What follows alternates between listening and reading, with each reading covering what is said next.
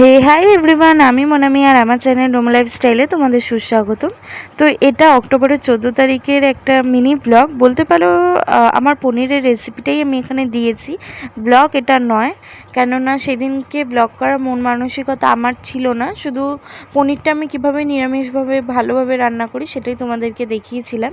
তো বলে দিই কী ছিল সেদিনকে আমার ঠাকুমার মৃত্যুবার্ষিকী ছিল। আর 2 বছর হলেও উনি আর আমাদের মধ্যে নেই। আগের বছর তো বাৎসরিক খুব বড় করেই হয়েছিল, আর এই বছর আমরা 5টা ব্রাহ্মণকে খাইয়েছিলাম। তো সকাল থেকে ভালোই তোড়জোড় লেগেছিল। আর মা, যেহেতু আমি পনিরটা ভালো করি, তাই মা আমাকে পনির রান্না করার দায়িত্বটা আমাকেই দিয়েছিল। এখানে দেখো সব মশলা তৈরি করা আছে, কি কি মশলা তৈরি করা আছে আমি লিখে দেব। আর এখানে রয়েছে এইটা যেটা দেখাচ্ছি, সেটার ঘনত্বটা দেখো এতটা। আর এখানে মশলাগুলো সব আছে, কাঁচা মশলা। এটা আমি ভিজিয়ে রেখেছিলাম যাতে কাঁচা মশলার গন্ধ না থাকে। এটা খুব ভালো, এটা আমার ঠাকুমাই শেখাতো যে কাঁচা মশলা এরমভাবে ভিজিয়ে রাখলে গন্ধটা থাকে না।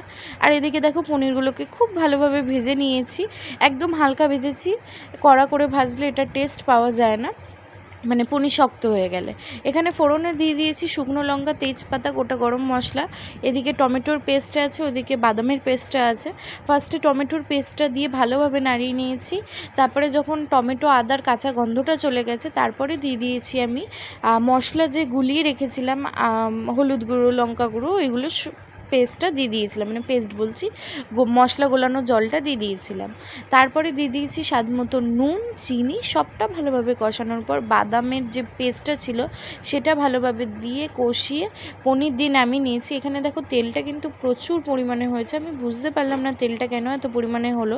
তোমাদের যদি জানা থাকে এই এত তেল বেড়ে গেলে কি করা উচিত এই তেলটা কমানোর জন্য, অবশ্যই আমাকে জানিও, কমেন্ট করো। আর আজকের ভিডিওটা ভালো লাগলে লাইক, কমেন্ট, শেয়ার করে